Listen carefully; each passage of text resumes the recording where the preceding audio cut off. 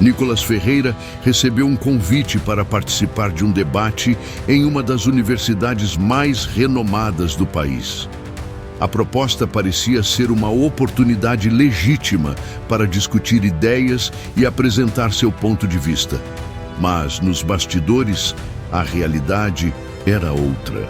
O evento, promovido sob a bandeira do pluralismo e do pensamento crítico, na verdade, tinha um objetivo claro: desmoralizá-lo em um ambiente claramente hostil.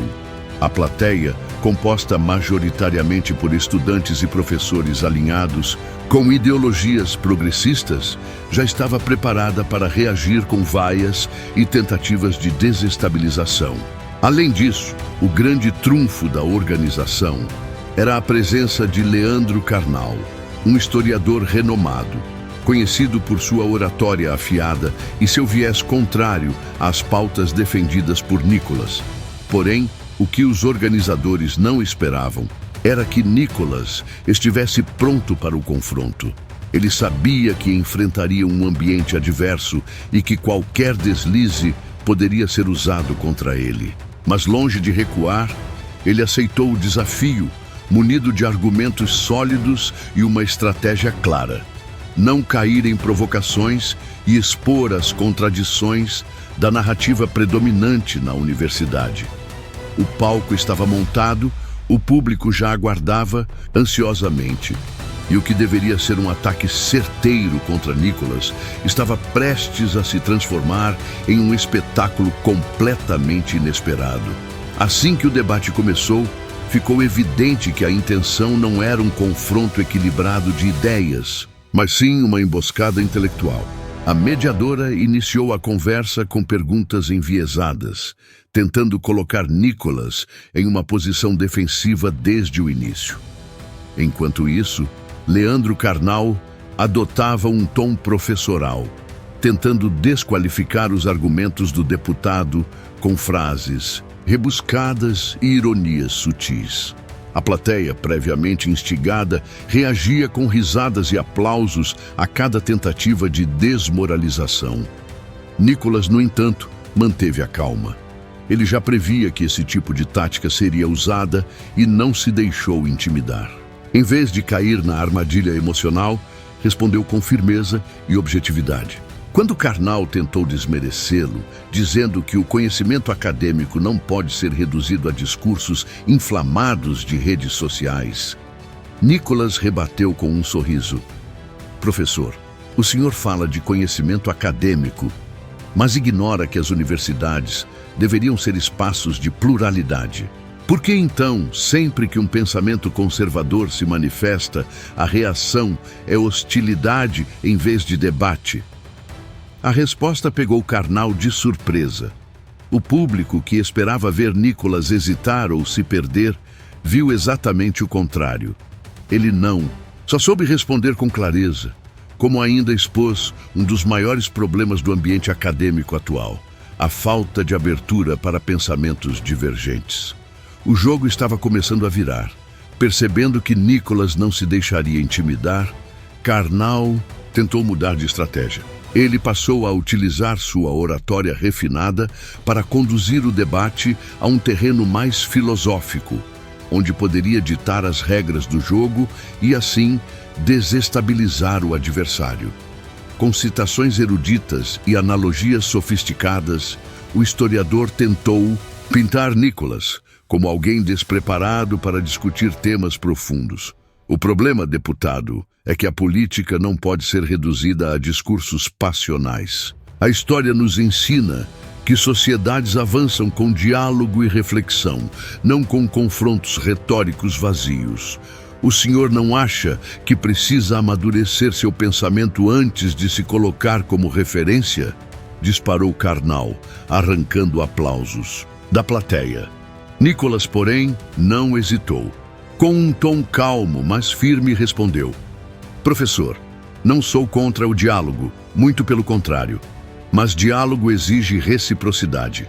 O problema não é a paixão no discurso, e sim a censura disfarçada de intelectualidade. Se ideias diferentes não podem ser discutidas livremente, não há debate, há imposição. O Senhor fala de maturidade, mas maturidade intelectual também significa reconhecer a necessidade de ouvir o outro. A resposta foi um choque. Karnal, acostumado a conduzir debates com total controle da narrativa, viu seu argumento ser desmontado diante de todos. A plateia, que antes reagia apenas a favor do historiador, ficou dividida. Nicholas não apenas se mostrou preparado para o embate, como expôs a incoerência de um meio acadêmico que prega diversidade de pensamento, mas rejeita opiniões que saem da cartilha progressista. O jogo estava mudando de lado e Karnal começava a perceber que sua estratégia não seria suficiente para derrubar o deputado. Vendo que o embate estava ficando mais equilibrado do que o esperado, Karnal tentou recuperar o controle da situação. Ele apostou em uma nova abordagem: desqualificar Nicholas não pelos seus argumentos, mas sim por sua experiência e posição política. Deputado, com todo respeito, é natural que jovens como o senhor tenham essa energia combativa, mas governar exige mais do que discursos inflamados. A história mostra que líderes populistas costumam dividir sociedades em vez de construí-las. O senhor não acha que precisa sair desse maniqueísmo e adotar uma visão mais realista? A insinuação de que Nicholas era apenas um jovem impulsivo, sem profundidade política, arrancou sorrisos condescendentes da plateia. Mas mais uma vez, o deputado não se abalou. Com um olhar seguro respondeu: professor, com todo respeito, o que divide a sociedade não são aqueles que falam a verdade, mas sim aqueles que manipulam narrativas para manter privilégios. Dizer que minha postura é populista é ignorar que milhões de brasileiros se sentem representados pelas mesmas preocupações que eu levanto. Não é uma questão de idade, mas de compromisso com a realidade do povo. E se debater abertamente esses temas causa incômodo, talvez o problema não esteja em mim, mas em quem prefere a conveniência ao invés da verdade. O impacto foi imediato. Pela primeira vez, Karnal hesitou antes de responder. O argumento de Nicholas atingiu um ponto sensível. O acadêmico, acostumado a criticar políticos tradicionais, percebendo que estava encurralado, Karnal tentou mudar de estratégia. Dessa vez, ele apelou para um tom mais professoral, tentando descredibilizar as falas de Nicholas com um discurso rebuscado e repleto de referências acadêmicas.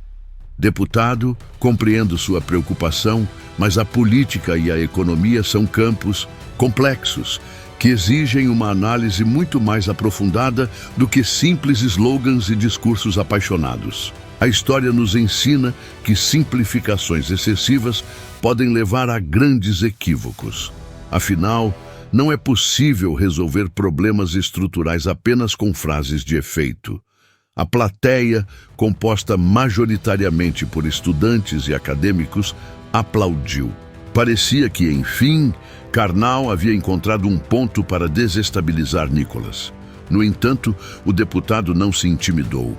Com um semblante tranquilo e um leve sorriso no rosto, ele respondeu: professor, eu concordo que política e economia são temas complexos, mas a questão é: essa complexidade justifica a falta de soluções?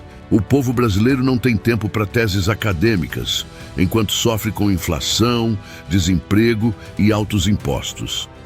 Não se trata de simplificação, mas de objetividade. E se meu discurso parece direto, é porque falo para quem sente na pele os problemas do Brasil e não para uma elite intelectual que os analisa de longe. O auditório ficou em silêncio por um instante. Nicholas havia desmontado, de forma simples e direta, a tentativa de Karnal de pintar sua fala como rasa. Ele expôs um fato incontestável. Enquanto alguns debatiam em salas de aula e conferências, milhões de brasileiros lidavam diariamente com dificuldades reais. Vendo que sua estratégia não funcionou, Karnal tentou interromper para retomar a palavra, mas Nicholas seguiu firme. O problema do Brasil não é falta de debate, é falta de ação. E discursos que parecem sofisticados, muitas vezes servem apenas para justificar a inércia. Enquanto os intelectuais analisam, o povo sofre. Essa fala foi um golpe direto. O jogo já havia virado completamente.